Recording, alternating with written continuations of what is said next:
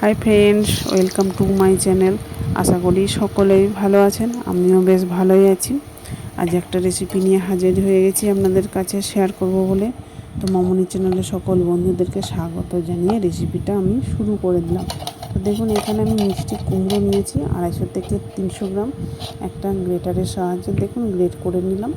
দিয়ে দিলাম পেঁয়াজ কুচি, আদা রসুন বাটা ও কাঁচা লঙ্কা কুচি, কিছুটা পরিমাণ ধনেপাতা কুচানো দিয়ে দিলাম, হাফ চামচ হলুদ গুঁড়ো, হাফ চামচ জিরে গুঁড়ো, লঙ্কা গুঁড়ো হাফ চামচ দিয়ে দিলাম, স্বাদ মতো লবণ, হাফ চামচ গোটা জিরে আর হাফ চামচ চাট মশলা। এই উপকরণগুলো হাতের সাহায্যে এইভাবে মিশিয়ে নিলাম। এরপরে দিয়ে দিলাম বেসন, দেখুন 3 থেকে 4 চামচ, চালের গুঁড়ো একই পরিমাণে দিয়ে দিলাম। এরপরে দিয়ে দিলাম 1 চামচের 4 ভাগের 1 ভাগ বেকিং সোডা। এরপরে সব উপকরণ ভালোভাবে দেখুন হাতের সাহায্যে মিশিয়ে নিলাম। তো মেশানো হয়ে গেছে। এরপর ভাজার জন্য আমি তেল বসিয়ে দিয়েছি, এখানে সাদা তেল দিয়েছি। দেখুন পকোড়াগুলো দিয়ে দিচ্ছি একে একে।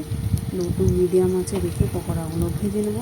যারা আমার ফেসবুক পেজ থেকে দেখছেন, পেজটা অবশ্যই ফলো করে দেওয়ার অনুরোধ রইল।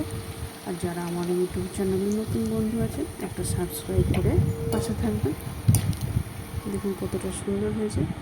বাড়িতে অবশ্যই বানিয়ে দেখুন, কেমন হলো কমেন্ট করে জানাতে ভুলবেন না। ভিডিওটা শেষ পর্যন্ত দেখার জন্য অসংখ্য ধন্যবাদ।